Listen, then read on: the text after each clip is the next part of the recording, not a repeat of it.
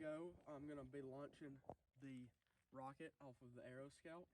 In here, I've got this plug that comes from my relay switch, and I'm using a 2-cell little battery to power that, to power these wires here on the back, to power that rocket to launch it off.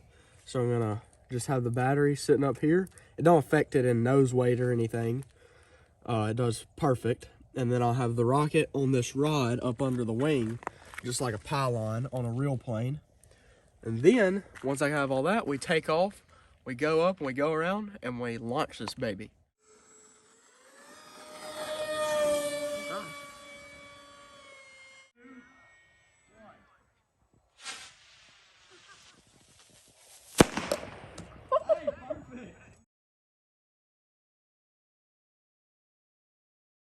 Gonna land the plane.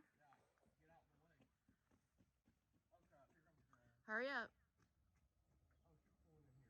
Hurry up.